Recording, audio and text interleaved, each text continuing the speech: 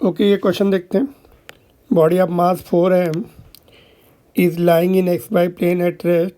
It suddenly explodes into 3 pieces. 2 pieces each of mass m moves perpendicular to each other with the equal speeds v. The total kinetic energy generated due to the explosion. तो देखो इसमें internal explosion हो रहा है, तो वो energy जो है केमिकल एनर्जी काइनेटिक एनर्जी में कन्वर्ट हो रही है, बट इंटरनल फोर्सेस से momentum remains constant.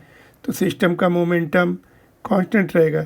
Initially zero है तो बाद में भी ज़ीरो रहने वाला है ना।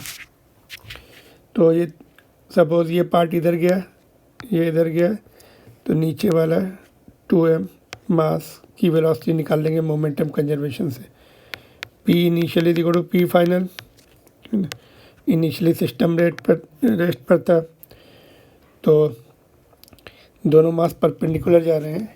इसको 1 लिया, इसको 2 लिया, इसको 3 लिया, तो 1 की momentum m into V J cap, दूसरे की momentum m into V I cap, तीसरे की momentum 2m into V dash vector में, है ना। तो वी डैश आ जाएगा इससे, mm तो लेफ्ट साइड में 0 है, उड़ा दिया हमने, तो ये आपका 2v डैश,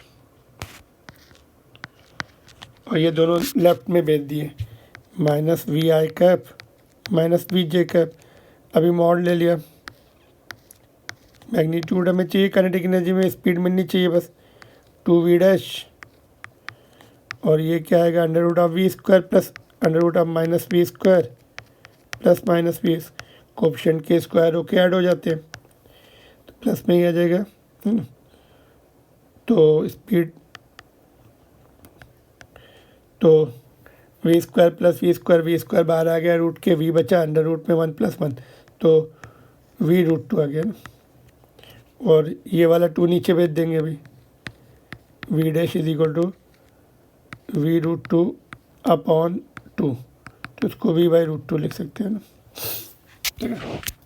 बस अभी टोटल काइनेटिक एनर्जी निकल आएगी, के ई नेट विल बी के ई 1 एक पार्ट की, दूसरे पार्ट की प्लस तीसरे पार्ट की,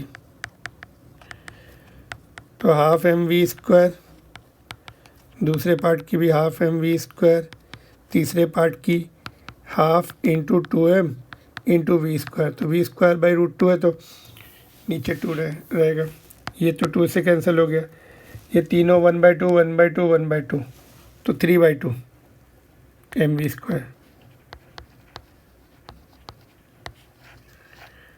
इतनी एनर्जी हो गई इसकी, तो ऑप्शन नंबर 2। ऑलराइट, कौन सा कॉन्सेप्ट लगाया हमने, फिर से रिकैप कर दे। मोमेंटम कांस्टेंट रहता है, 2 डायमेंशन इन्वॉल्व थी, इसलिए हमने आई कैप जे कैप को इन्वॉल्व किया, तो हमें जो थर्ड पार्ट की वेलोसिटी निकालनी मोमेंटम कंजर्वेशन से, है ना।